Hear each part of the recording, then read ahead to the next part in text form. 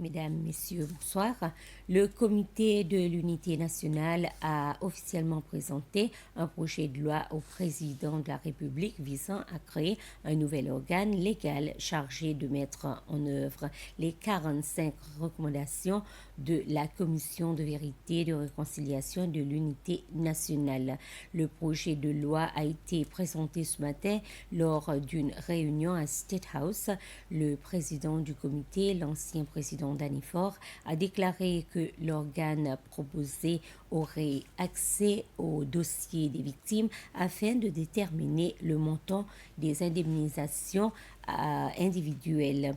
Il a expliqué qu'une fois les montants des indemnisations finalisés, un fonds de réparation distinct serait créé pour verser les paiements aux victimes.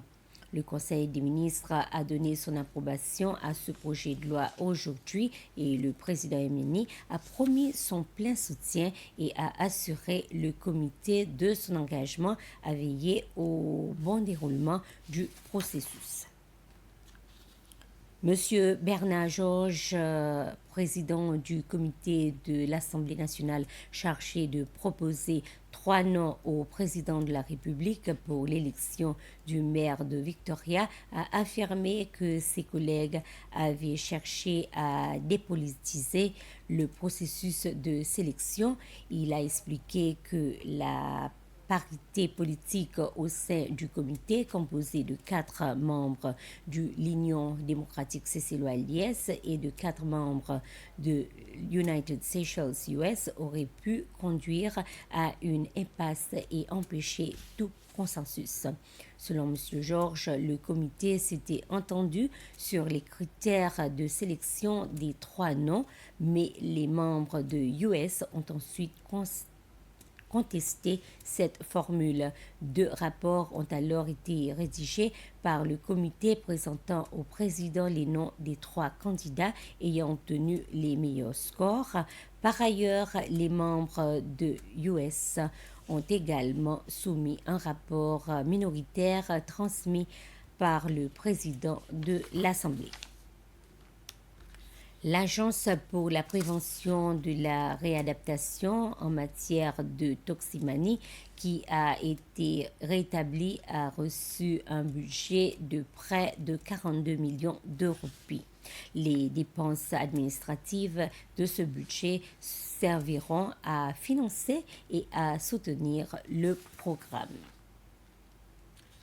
Toujours à l'Assemblée nationale, elle a approuvé aujourd'hui le budget de l'Agence de soins de santé mentale et cette approbation fait suite à la création de l'agence à la fin de l'année dernière. L'agence dispose d'un budget de 5 400 000 roupies. Le service de renseignement des Seychelles, SIS, ne possède aucune surveillance téléphonique des individus et n'inscrit personne sur une liste noire de voyageurs. Tout matériel de surveillance acquis à l'étranger est utilisé exclusivement pour assurer la sécurité de la maison d'État.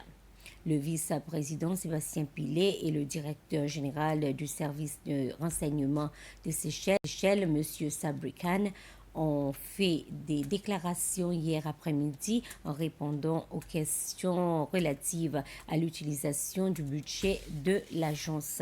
L'Assemblée nationale a approuvé le budget de l'agence pour cette année qui s'élève à 23 700 000 roupies. La direction de l'Académie du tourisme STA a rencontré ses nouveaux étudiants. Il est important que dès le premier jour, les nouveaux étudiants découvrent la vision, la mission et les valeurs de l'institution. Sur les 540 candidats ayant postulé pour suivre une formation à la STA, seuls 210 ont été admis dans les différents programmes de l'Académie. Le programme de certificat en art culinaire est le plus demandé avec 82 étudiants inscrits cette année. Ainsi s'achève ce flash d'information. Merci de votre attention. Bonsoir.